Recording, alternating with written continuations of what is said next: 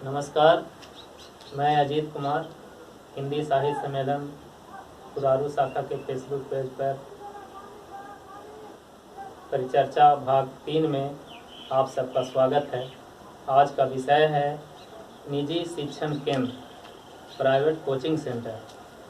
आजकल देखा जा रहा है कि प्राइवेट कोचिंग सेंटर का भरमार है। डेली प्राइवेट कोचिंग सेंटर खुल रहे हैं, कुछ बंद हो रहे हैं, कुछ खुल रहे हैं।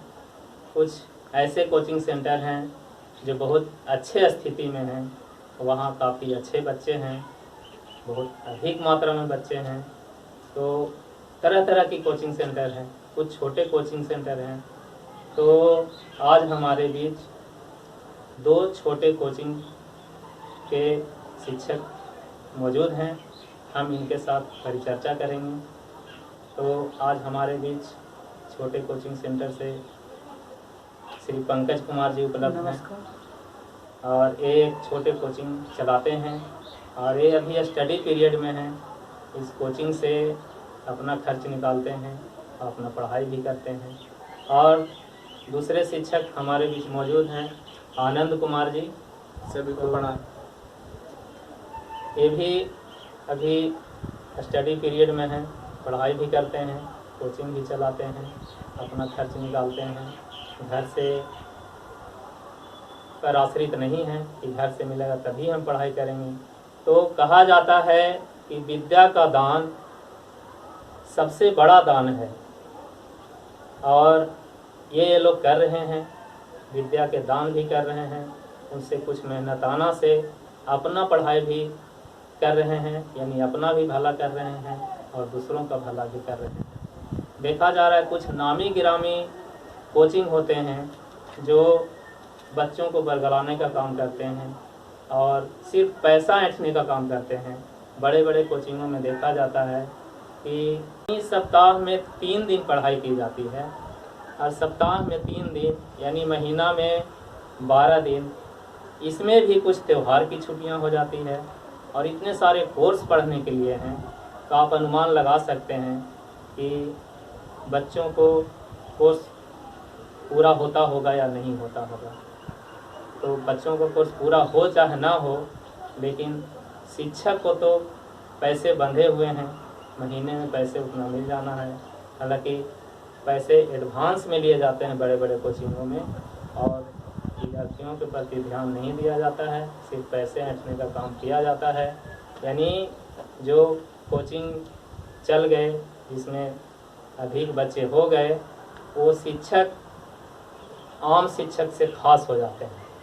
वो किसी को समझते नहीं हैं, किसी से बात भी नहीं करना चाहते हैं, इतना तक के हो जाते हैं। तो हमारे बीच 2 कोचिंग छोटे कोचिंग के शिक्षक मौजूद हैं, इनसे हम वार्ता करेंगे, परिचर्चा करेंगे। तो मेरा पहला सवाल है पंकज जी से कि सर आप बताइए, आपसे मेरा सवाल है कि इतनी अधिक संख्या में निजी कोचिंग सेंटर खुल रहे हैं, इसका क्या कारण है? सभी व्यक्तियों को नमस्कार और जीत जी के लिए नमस्कार जो हमारे बीच ये मौका दिए और कुछ बोलने के ऐसे लायक हम लोग को समझें कि कुछ अच्छी बात या बोल सकें। हमारे शहर में कोचिंग बढ़ने के कारण है बेरोजगार। हम लोग नौजवान हैं, हम लोग मेहनत कर रहे हैं। जैसे हम लोग का जैसे वैकेंसी नहीं आना, तो हम लोग का क्या होता है, घर से पढ़ाई का कंटिन्यू रखना। अब पढ़ाई का कंटिन्यू रखने के लिए हम लोग क्या कर सकते हैं, एक साधन है। हम लोग को क्या चाहिए, समय कम होना चाहिए। कोई काम करने के लिए अगर हम पकड़ लेते हैं तो उसमें कम से कम तो 8 घंटा तो काम जी लेगी। 8 घंटा का कुछ भी ड्यूटी होता है। हाँ, 8 घंटा तो लेना ही है। 8 घंटा लेंगे तो हम पढ़ेंगे कब? जी। तो हम लोग सोचते हैं कि हम लोग छोटे छोटे शहर में हम लोग क्या करते हैं, कोचिंग के रूप में खोल देते हैं और इससे हम लोग को भी लाभ है। हम लोग का बहुत ज़्यादा लाभ है क्योंकि पढ़ाई से जुड़े हुए हैं। पढ़ाई से जुड़े हुए में हम लोग काम करने के लिए अगर पकड़ ले तो पढ़ाई से दूर होना शुरू कर देंगे, दूर हो जाएंगे। हम लोग का ये नहीं रहता है कि हम लोग कोचिंग कराएं। ये नहीं रहता है हम लोग कोचिंग कराएं। जी। तो हम लोग का स्थिति गंभीर है, घर से हम लोग छोटे वर्ग में आते हैं। मेन कारण है पैसा, धन। और धन हम लोग का क्या है, हम लोग कम बच्चे के, हम लोग एक जरूरी नहीं रहता है कि हम लोग जो छोटे वर्ग का बच्चे हैं उन लोग के हम लोग मेहनत करके बढ़िया समय ज़्यादा देते हैं। समय देकर हम लोग का पैसा भी होता है, और वो पैसे से हम लोग क्या करते हैं, पढ़ाई आगे कंटिन्यू रखते हैं। हम लोग का बेरोजगार वाले व्यक्ति जितने हैं, सबसे बड़ा कारण है कोचिंग पढ़ने का बेरोजगारी। हाँ जी, यानी मुख्य कारण है बेरोजगारी के कारण कोचिंग बढ़ना। हाँ। यानी बेरोजगार लोग अपना भी पढ़ाई करना चाहते हैं। हाँ।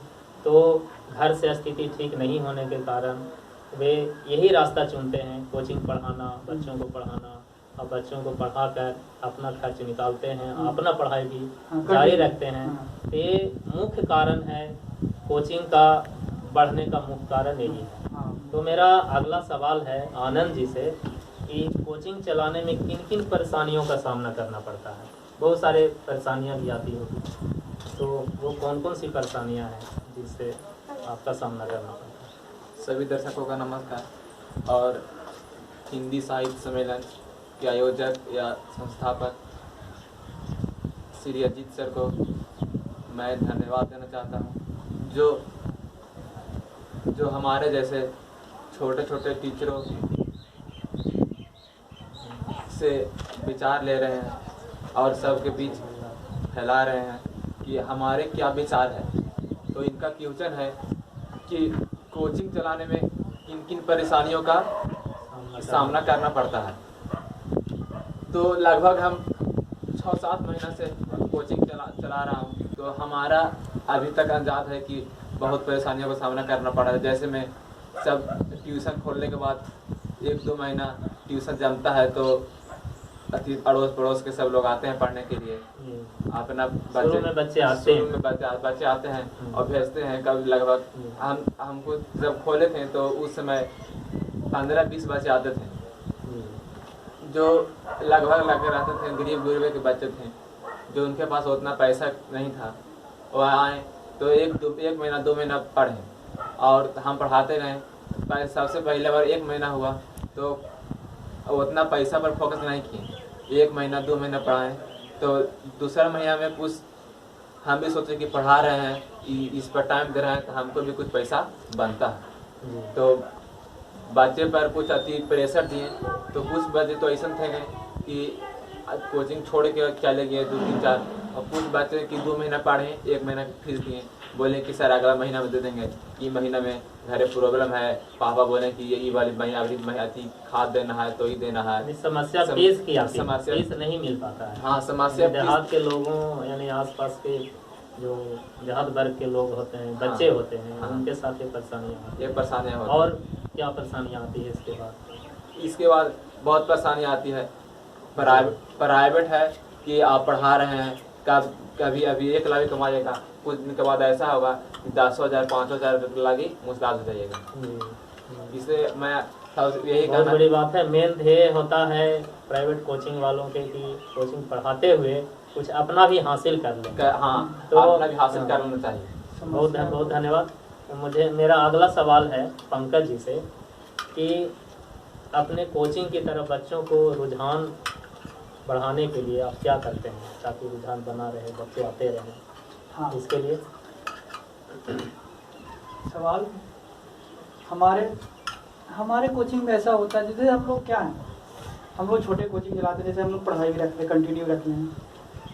तो हम अपने कोचिंग की अपने नज़रिए से बोल रहे हैं, हम अपनी तरफ से।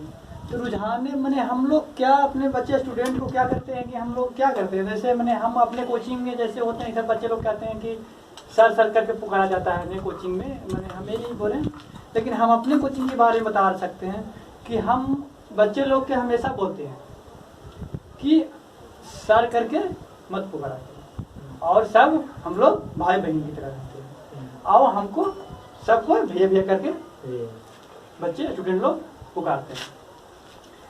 तो इससे हम लोग का एक फायदा हम स्टूडेंट लोग के देखते हैं मन में, तो हम लोग बिना हिचकिचेले कोई भी सवाल कोई भी क्वेश्चन पूछते हैं, और इसमें हम एक और नोटिस किए हैं कि हम लोग पढ़ाते हैं, कुछ सीबीएसई बोर्ड का कुछ है जो प्राइवेट स्कूल में पढ़ते हैं बच्चे, और कुछ सरकारी स्कूल से भी पढ़ते हैं।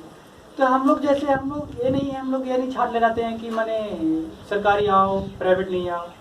हम लोग क्या है, हम लोग का जरूरी रहता है पढ़ाई पैसे के लिए, तो हम लोग दोनों बच्चे के पढ़ाते हैं। तो सीबीएसई बोर्ड का में नोटिस करते हैं कि हम लोग कुछ भी सवाल करते हैं या उन लोग अकबा खाती हैं, लीडर होके कोई भी सवाल को जवाब देते। और यही सवाल अगर सरकारी स्कूल के बच्चे से पूछा जाए तो उन लोग हिचकिचाते हैं, मैंने साफ मैंने कोई चीज में जानते हुए भी जवाब नहीं दे पाते हैं। तो सवाल आ रहा है लेकिन वो सोच रहे हैं कि आप कहाँ शुरू करें। अच्छा। जैसे हम लोग मोबाइल में वोबरेशन की तरह हो जाते हैं।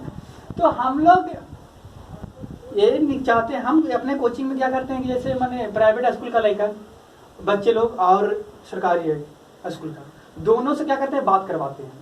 और क्या करते हैं, उन लोग को हमेशा क्वेश्चन पूछते हैं आगे लाकर बोर्ड के सामने, और कोई क्वेश्चन को बोर्ड पर लिखवाते हैं कि अब मान लो कि जो चीज तुम लोग का पता है तो उसको तो लिख भी पाओगे। अब हमारे बोर्ड में परीक्षा में क्या होता है, किसी के पास दिमाग को तुलना न किया जा सकता है, कॉपी न देखा जा सकता है कि बच्चा कितना जाने है। तब वो बच्चे को क्या करते हैं, बोर्ड पर लाते हैं। सब बच्चे को क्या करते हैं, हमेशा भाई बहन की तरह मानते हैं और सब बच्चे मिलजुल कर रहते हैं। और इसके साथ हम लोग एक और करते हैं क्या कि हर सप्ताह में हम लोग 2-2 विषय को बांट देते हैं। और जैसे रविवार एक दिन पढ़ जाता है, जैसे उसमें हम लोग टेस्ट रख लेते हैं, जैसे ड्राइंग रख लेते हैं, संगीत रख लेते हैं। हर बच्चे लोग सोचता है कि भैया कि आज हम लोग का कुछ ऐसा कीजिए कि मन पढ़ाई में क्या होता है, पढ़ाई कैसा होता है कि पढ़ाई तुम लगातार पढ़ते रहिएगा ना, अपने आप पर भी निर्भर कीजिएगा ना, बोरिंग हो जाता है। बोरिंग होता है। आप भी देखिएगा कभी पढ़ते पढ़ते क्या होता है ना, नींद आ जाना, मने लगेगा कि हाँ मन नहीं लगेगा, जो चीज नहीं आ रहा वो लग रहा है कि अकबक हम लोग बंद कर दे, अब दूसरा चालू करें।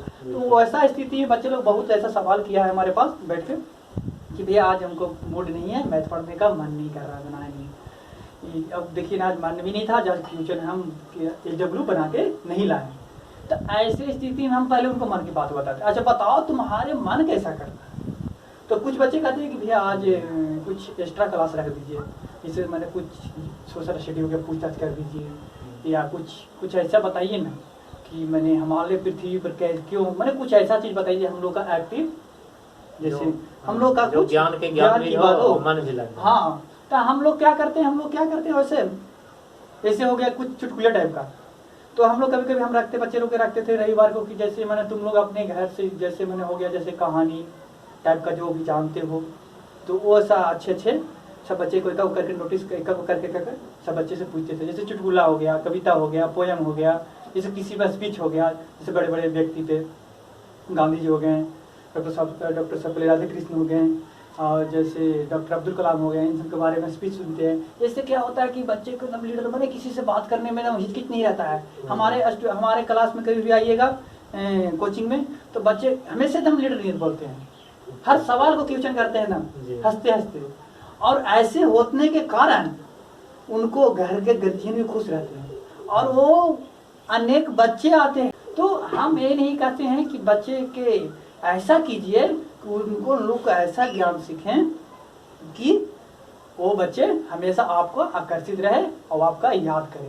वो कहूँ भी जाए तो कहें कि नहीं भैया एक थे जो बहुत अच्छे पढ़ाएं, जब तक जी मैंने हंसते हंसते ऐसा होता है कि आप ऐसा मनोरंजन कर दीजिएगा ना कि उसका ब्रेन में ऐसा क्वेश्चन एकदम छपा रहेगा, एकदम मनेगा कि मैंने हमेशा कोई भी क्वेश्चन करता हूँ दिमाग में वो बात आ जाएगी। हाँ जैसे मैंने क्वेश्चन आ जाएगा। हाँ आप उसको कभी भी वो क्वेश्चन के आराम से बता देगा। हम ऐसे ही करके हम बहुत बड़ी बात कही कि इन्होंने अपने बच्चों के साथ एक फ्रेंड की तरह, दोस्त की तरह पेश आते हैं, बच्चों के भावना को समझते हैं, उनके मन में क्या है, क्या करना चाहते हैं, आज उनका मन क्या कर रहा है, वो बात को पकड़ते हैं, उसके अनुसार से बच्चों को हैंडल करते हैं। पहले देखते हैं कि कितने बच्चे क्या चाहते हैं, कितने बच्चे क्या चाहते हैं, तो दोनों की रिक्वायरमेंट को, दोनों की ज़रूरतों को पूरा करते हैं। उसमें जो पढ़ने वाले बच्चे हैं कुछ देर पढ़ा भी देते हैं, और जो मनोरंजन चाहते हैं उनको कुछ देर मनोरंजन में रहते हैं, दोनों काम हो जाता है। तो ये बड़ी बात है कि बच्चों की भावना को समझना, उनके मन की बात को समझना, उसके बाद उस क्या चाहता है उसके अनुसार शिक्षा देना, हाँ। ये बहुत बड़ी बात है। तो मैं अगला सवाल की ओर चलता हूँ। मेरा अगला सवाल आनंद जी से है कि क्या कोचिंग में कोई ऐसी क्लास लिया जाता है जिससे बच्चों में सामाजिक व व्यवहारिक ज्ञान हो? उसके लिए कोचिंग में क्या किया जाता है? कोचिंग में खास करके उतना समय नहीं होता है, तो कोचिंग में वैसा कोई स्पेशल क्लास व्यवहारिक या सामाजिक के लिए नहीं लिया जाता है। जब बच्चे स्कूल जाने लगते हैं सबसे पहले, तो वह सबसे पहले व्यवहारिक ज्ञान ही सीखते हैं। वह जाते हैं स्कूल में, तो सबसे पहले वह प्ले स्कूल में जाते हैं, तो उनको कैसे किससे बोलना है, कैसे खेलना है, कैसे किससे बात करना है, कैसे बैठना है, वह सिखाया जाता है। तो सबसे पहले तो बच्चों को व्यवहारिक ज्ञान दिया जाता है। कोई बड़े हैं तो उनको प्रणाम करना है, उनसे बड़े होते हैं तो वह सबसे पहले LKG UKG में रहते हैं, तो यानी व्यवहारिक ज्ञान घरों में भी सिखाया जाता है, स्कूलों में भी सिखाया जाता है। तो और कोचिंग में मैंने किस तरह का व्यवहारिक ज्ञान सीखते हैं? जैसे कोचिंग में तो जैसे कोर्स की पढ़ाई होती है। हाँ, जैसे में कोर्स की पढ़ाई होती है कोचिंग में, तो कोचिंग में आते हैं तो सबसे पहले उन लोगों को बोला जाता है, जब टीचर कोई भी आए, चाहे कोई भी अभिभावक ही आए, तो उनको सम्मान किया जाए। जी, बहुत बड़ी बात है। और जब हम पढ़ावे आए तो सबसे पहले प्रणाम करना है या खड़ी होना है। और कहूँ भी कोई मिले तो उनको से बात करना ही नहीं कि आदरपूर्वक बात करना ही नहीं कि लाजपूर्वक भाग जाना। यानी हमें सभी अगल बगल के कोई ऐसा नहीं कहे कि उनको बेटा ऐसा है या बेटी ऐसे है। कोई भी कहे कि कोई भी तुलना करे कि देखिए उनको जो बेटा या बेटी है तो आप वैसा बनो। तुलना करना, जैसे में तुलना करें, देखिए उनको बेटा का आचरण अच्छा है, किसी से मिलता है तो आप प्रणाम करता है, या उनको बेटी का ऐसा है, किसी से मिलता है तो प्रणाम अंकल जी। यानी ये अपने कोचिंग में, छोटे कोचिंग में सिखाया जाता है कि बड़ों के साथ कैसे व्यवहार करना चाहिए, कैसे समाज में बैठना चाहिए, घर में कैसे व्यवहार करेंगे, घर के बाहर वाले लोगों के साथ कैसा व्यवहार करेंगे। यानी सबके साथ अच्छा व्यवहार रखना चाहिए और लोग देखकर बताए, बोले कि आप उसके जैसा बनो। ऐसा हमें विद्यार्थियों को बनना चाहिए। ऐसा मतलब कोचिंग में खास करके छोटे कोचिंगों में इस तरह का ज्ञान दिया जाता है, बताया जाता है बच्चों को। तो बहुत बहुत धन्यवाद आपको कि आप बच्चों को एक अच्छा दिशा दे रहे हैं, अच्छी ज्ञान दे रहे हैं। तो मैं अगला क्वेश्चन की ओर चलता हूँ और मैं अगला क्वेश्चन पंकज जी से करना चाहता हूँ कि छोटे कोचिंग में एक बैच में कई कक्षा के विद्यार्थी होते हैं, अलग अलग क्लास के होते हैं। तो अलग अलग क्लास के होते हैं तो जो आपका टाइम होता है 1-1.5 घंटा या 1.5 घंटा, उतने समय में सभी बच्चों को कैसे पढ़ा पाते हैं? हाँ, देखिए ये सबसे बड़ी बात है, क्वेश्चन है। ये आप सवाल क्वेश्चन किए हमसे कि 1 से 1.5 घंटे में कुछ कोचिंग होते हैं, जैसे हम लोग छोटे कोचिंग खोलते हैं, जैसे मैंने तो उन लोग में हम लोग क्या होता है ना, हम लोग सोचते हैं कि वो बच्चे इतना बढ़िया से सीखे ना।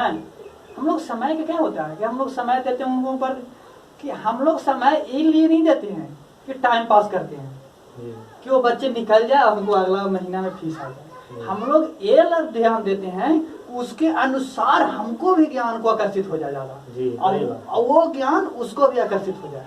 यानी ज्ञान लेना और देना, हाँ, यानी दोनों काम करना। हाँ, रिपीट रहे, मैंने कंटिन्यू, बच्चों से भी हम ज्ञान ले सकते हैं। हाँ, ज्ञान ले सकते हैं, बिल्कुल। कुछ बच्चे होते हैं, हम लोग जैसे हमें पहला क्वेश्चन किए थे तो उसमें हम क्या किए, कह रहे थे कि बच्चे लोग से हम लोग मिलजुल के रहते हैं। तो हम क्या करते हैं कि बच्चे लोग की आप बोले कि 1.5 घंटे और 1 घंटे के बीच में कोचिंग कैसे खत्म कर देते हैं। मैंने अनेक प्रकार की, मैंने 1 से आप हम लोग छोटे जो कोचिंग चलाते हैं, जो हम लोग ये नहीं रहते हैं कि 5वीं क्लास के ही बच्चे आओ। हम लोग का क्या होता है ना कि कुछ बच्चे हो जाते हैं जो नीचे क्लास के भी रहते हैं, जैसे रह गए 1 के भी रह गए, कुछ बच्चे हो गए जो 8 की उसमें। तो आप सवाल किए कि अनेक प्रकार के बच्चे, अनेक कक्षा के माने वर्ग के, तो इसमें सवाल इस बड़ी बात है कि हम लोग क्या करते हैं कि जैसे बड़े कोचिंग को तो फिक्स रहता है टाइम, 1 घंटा बतानी है और उसमें फिक्स रहता है क्लास कि 9th की क्लास खाली चल रही है। हाँ, उसमें दूसरा क्लास का बच्चे इंटर नहीं करें, अगर आ गए भी तो 9th की पढ़ेंगे। और आगे तो कोई भी आगे भी है तो 9th की ही पढ़ेंगे, फिक्स है। और उन लोग का टाइम बांधा हुआ रहता है। आप आधा घंटा लेट किए तो टीचर का आधा घंटा नहीं गया, स्टूडेंट आपका गया। और हम लोग का क्या है कि आप आधा घंटा लेट आ गए तो हम लोग का आधा घंटा आगे करना है। क्या करना है? हाँ, विद्यार्थी का टाइम नहीं, उसका फिक्स है टाइम। हाँ, हम लोग का फिक्स है। तो ये 1.5 घंटा में हम लोग निकालते हैं कि बस समय बांट देते हैं कि ये विषय को हमको इतना देर चलाना है। और छोटी बच्ची के रह गया बात, तो हम छोटे बच्चे क्या करते हैं, हम लोग बड़े बच्चे जैसे हम लोग जो बड़े बच्चे हैं जो सीनियर हैं उन लोगों को क्या करते हैं, जो मेन चैप्टर है उसको समझा देते हैं। आप बोलते हैं कि आप इस चैप्टर को तो बनाओ, और उसमें जो दिक्कत है जो अभी सवाल करना और जो बन रहा है उसको बनाओ, और छोटे बच्चे पर हम लोग फोकस देते हैं। और इसी करके हम लोग 1.5 घंटा 1 घंटा इस तरह से हाँ, सारे को मैनेज कर देते हैं। यानी जिसको हाँ, जितना जरूरत होती है, उतनी जितना रिक्वायरमेंट होती हाँ, है उस तरह से बच्चों को हाँ, दिया जाता और है और उतने समय में सबको पूरा कर दिया जाता है। और छोटी कोचिंग में यही रहता है, आप ध्यान दीजिएगा कि हम लोग का समय बहुत ज्यादा जाता है, लेकिन बड़े कोचिंग में ये नहीं होता है। खाली फिक्स समय है उतना, हाँ, फिक्स है, क्लास को पढ़ा देना, हाँ, दूसरे बैच को हाँ, आपको अब जा। तो मैं अगला सवाल की ओर चलूंगा, और अगला सवाल है आप ही से मैं सवाल करना चाहूँगा कि विद्यार्थियों और शिक्षकों को क्या संदेश देना चाहेंगे, थोड़ा शॉर्ट में बताइएगा। हाँ, संदेश देखिए, आप सबसे बड़ी बात बोले कि संदेश, हाँ ये सबसे बड़ी ज्ञान की बात है। जो स्टूडेंट के पास जो ज्ञान नहीं रहे, किसी के पास किसी को इज्जत देने का ज्ञान नहीं रहे, बड़े को पहचानने का ज्ञान नहीं रहे, तो हम ये सबसे बात आप अच्छा बात बोलें कि किसी विद्यार्थियों के पास समझौता हम यही दे सकते हैं स्टूडेंट लोग के कि वो बड़े को हमेशा इज्जत दे, और वो अपने को अपना नहीं समझे। जितने हैं बड़े हैं वो सब समझिए कि अपने की तरह आदर कीजिए, सीखने की प्रवृत्ति रखिए। हाँ, हमेशा सीखने की कोशिश करिए। और उससे क्या शिक्षकों के लिए आप क्या करना चाहते हैं? हाँ, ये तो विद्यार्थियों के लिए हो गया सब। हाँ, शिक्षकों के लिए हम यही उद्देश्य दे सकते हैं। हम क्या, बड़े लोग हमसे बहुत सीनियर लोग हैं जो पढ़ाते हैं, हम तो अब आए हैं, तो हम अपना आइडिया से बता सकते हैं कि वो जब भी किसी बच्चे को पढ़ाते हैं तो सबसे पहले फोकस करें बच्चे पर, सबसे पहला फोकस करें बच्चे पर, और वो बच्चे को समझे दिल की बात, वो बच्चे क्या जानना चाहता है और वो कैसे लायक है। कुछ बच्चे होते हैं जो टीचर को भी बड़ी परेशानी में डाल देते हैं, तो हमको चाहना चाहते हैं कि कुछ बच्चे होते हैं जो आते भी हैं, इस सर से रिक्वेस्ट भी करते हैं। हम लोग पढ़ते थे यहाँ गया में, तो ये वो कम्पिटिटिव पढ़ते थे, फिरोज सर थे, मुस्लिम थे, वो बहुत मस्त टीचर थे। हम लोग जब वो कहते थे कि सर ऐसा ऐसा दिक्कत है, तो उन लोग क्या करते थे, साइन करवा देते, कार्ड पे कर देते थे कि पंकज को इतना दिन का फीस नहीं लिया जाए, कुछ मजबूरी है, तो पढ़ने में बहुत बढ़िया है। हम हमेशा हम फिरोज सर के आस पास पढ़ते थे, और कोई सवाल को हम बहुत पहले नोटिस कर देते थे, और वो हमेशा उनको नज़र में रहते थे। तो वो हम हमेशा कहते हैं कि स्टूडेंट लोग के समझिए, जो कुछ होते हैं जो पैसे से पैसे ही जिंदगी में एक नहीं रह जाता है। सही बात है। और वो बच्चे को, गरीब बच्चे को जो होता है कि बहुत ज़्यादा जानता है, हमारे दोस्त लोग भी बड़े लोग हैं, आगे बढ़ाने की कोशिश, उसको इतना आगे बढ़ाइए कि कुछ ऐसा कर जाए।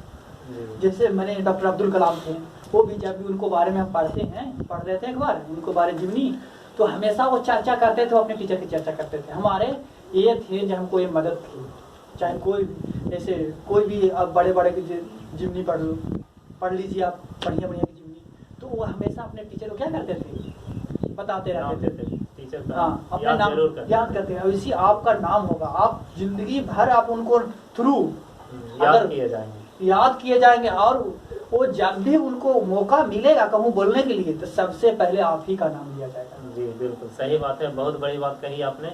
तो मैं यही सवाल आनंद जी से करना चाहूँगा कि आप विद्यार्थियों को और शिक्षकों को क्या संदेश देना चाहते हैं, शॉर्ट में थोड़ा। मैं सबसे पहले विद्यार्थियों का यही संदेश देना चाहता हूँ कि उसमें शिक्षा चाहे कितना भी भरपूर हो, लेकिन उसमें घमंड होना नहीं चाहिए।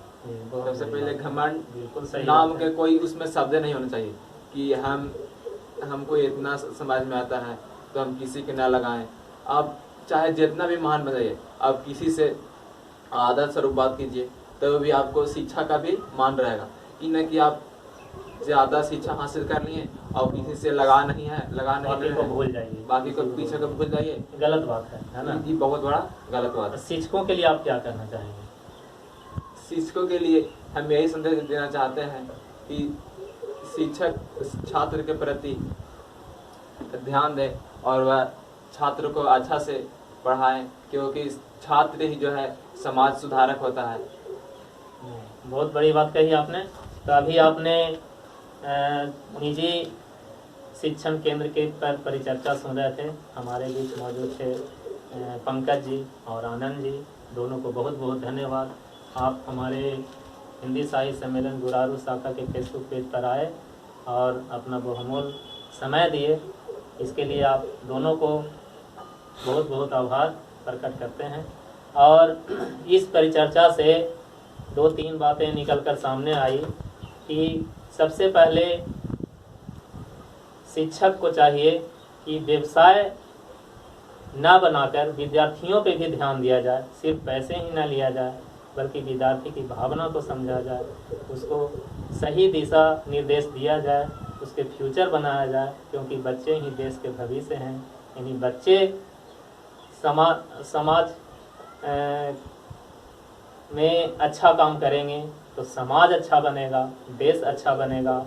और दूसरी बात है कि उनकी भावना को समझा जाए कि वो बच्चे क्या चाहते हैं, और उसके साथ साथ उनके सामाजिक ज्ञान और व्यवहारिक ज्ञान पर भी ध्यान दिया जाए, और उस पर भी थोड़ा बहुत कोचिंग में भी बातें की जाए, वो भी शिक्षा दी जाए, तो बहुत बड़ी बात आई होगी। और तीसरी बात है कि विद्यार्थियों को भी कभी घमंड नहीं होना चाहिए, उन्हें हमेशा अपने से बड़ों को आदर करना चाहिए, शिक्षकों को आदर करना चाहिए, अपने आप को सभ्य बनाना चाहिए, एक आदर्श विद्यार्थी बनाना चाहिए, और अपने आप को ऐसा बनाएं कि लोग याद करें कि मेरा बच्चा भी उसके जैसा बने, और वैसा संस्कारी हो, और वैसा विचार वाला हो, वैसा ज्ञानवान हो। तो इस तरह की बातें हमारे बीच सामने आई, तो आप दोनों को बहुत बहुत धन्यवाद। और फिर हम अगले संडे को इसी समय मिलेंगे। बहुत बहुत धन्यवाद। नमस्कार।